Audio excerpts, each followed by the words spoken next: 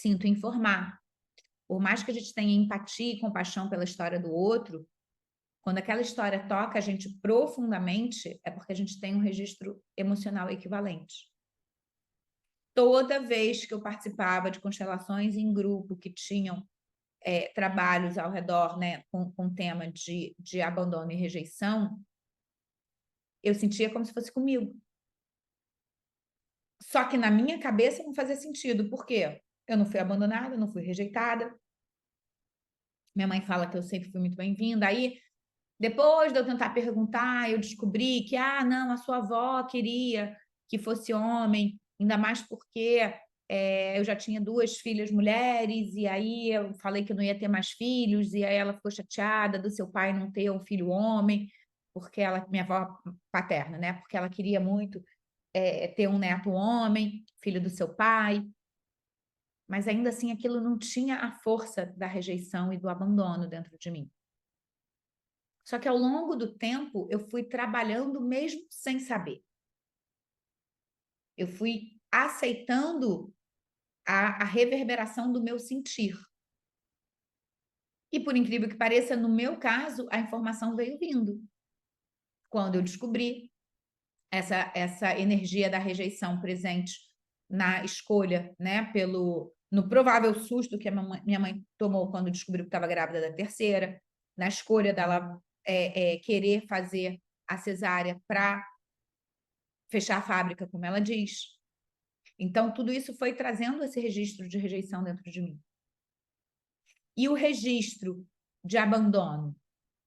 Eu fui saber muitos anos depois de muitos trabalhos terapêuticos, numa vez que a minha mãe estava casualmente conversando com a minha irmã, que estava grávida da segunda filha, e aí a minha irmã falou assim, minha mãe falou assim, nossa, mas você sabe que o intervalo grande entre filhos, às vezes é um desafio muito grande.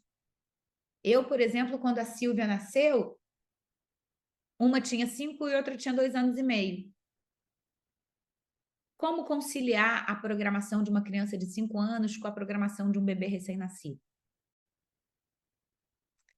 Pela orientação do meu pediatra, eu não podia sair de casa porque eu não tinha as vacinas. A minha irmã, com 5 anos, tudo que ela mais queria era sair de casa, ir para as festinhas dos amigos, ir passear no parque, ir para o sítio que a gente tinha. E aí, o que a minha mãe fez? A minha mãe pensou, bom, durante a semana, as maiores estão na escolinha, na creche, enfim, e eu fico aqui integralmente cuidando da minha bebê recém-nascida. E no final de semana, que as crianças que estavam na escola demandam a atenção dos pais, ela ia para o sítio com as crianças e eu ficava em casa. Abandonada? Não.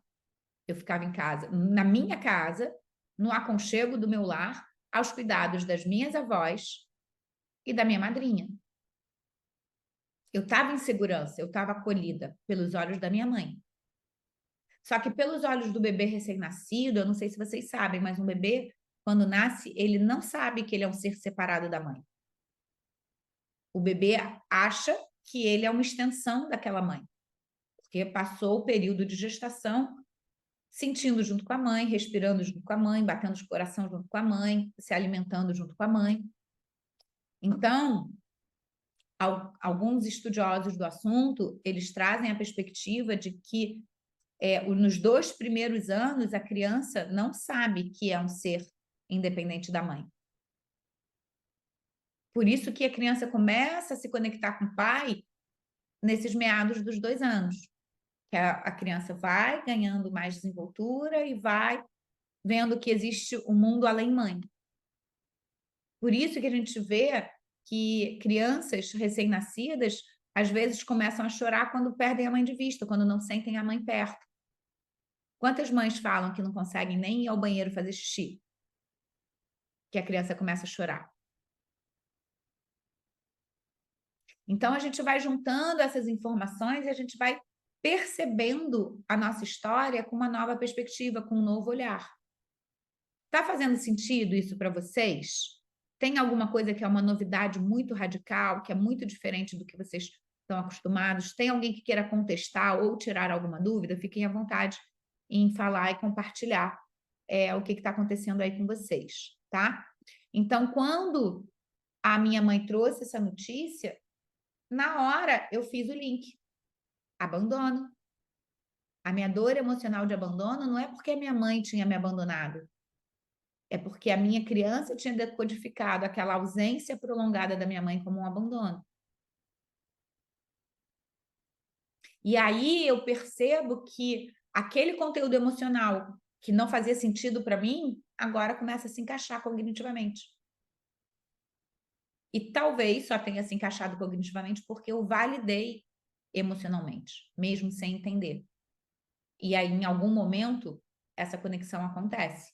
Porque é o que eu falo, quando a gente faz o trabalho terapêutico sistêmico, o objetivo é sempre integrar o que a gente pensa com o que a gente sente para a gente poder falar e fazer com mais transparência, com mais integridade, com mais verdade, da verdade da nossa essência, a verdade da nossa alma.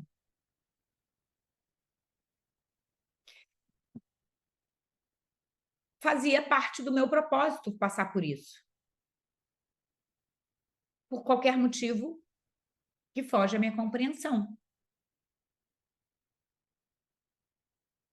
Por que eu sei que fazia parte do meu propósito passar por isso? Isso se repetiu várias vezes na minha vida. Meu pai morreu quando eu tinha 15 anos. A minha dor emocional era de abandono, como se meu pai tivesse me abandonado. Gente, ele morreu. Mas o registro emocional era de abandono.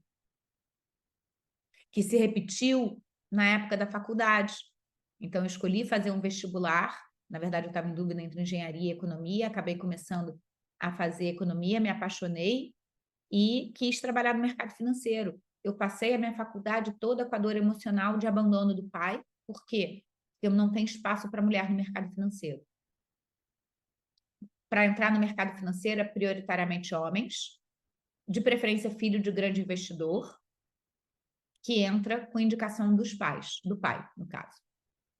Meu pai já tinha morrido, minha mãe estava longe de ser uma grande investidora, e eu queria entrar. Então, aquela dor continuou remoendo dentro de mim. Só que aquela dor também não foi em vão, porque junto de tudo isso, eu também cresci com uma dor de superação. E aquela dor de superação é, por mais que me digam que não tenho chance, eu vou conseguir. E eu consegui. E quando eu fui trabalhar terapeuticamente isso se encaixou e me deu um alívio que eu não tenho nem palavras para explicar para vocês quando a gente encaixa essa informação e quando a gente consegue ver a nossa história com novos olhos. Toda essa minha jornada de mercado financeiro foi fundamental para que a minha vida chegasse até aqui. Isso é uma construção de percepção de propósito.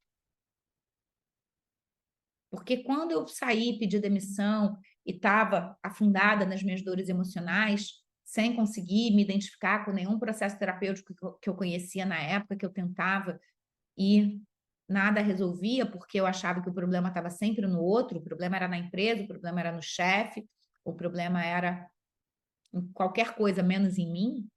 Quando eu parei para dentro, quando eu fiz a minha parada brusca e olhei para dentro, uma nova perspectiva se abriu na minha vida. E essa nova perspectiva me trouxe a possibilidade de olhar para essas dores emocionais. E quando eu olho para essas dores emocionais, eu reorganizo o meu conteúdo emocional. E aí, o trabalho terapêutico sistêmico me pegou pelo pé, porque me permitiu sentir mesmo que a minha cabeça não entendesse. Então, eu entrei em curto-circuito mental. Por isso que vocês dormem quando eu conduzo a dinâmica. Né? A gente entra em curto-circuito mental, porque nosso mental tem muita resistência, porque tem muito sistema de crenças limitantes. Nosso labirinto mental vira, né, praticamente aquele joguinho de pinball, da bolinha pá, pá, pá, batendo, e a gente tentando entender. Então, o processo a gente apaga e a gente entra no sentir. E aí, quando a gente vai trazendo liberação emocional, as coisas vão fluindo.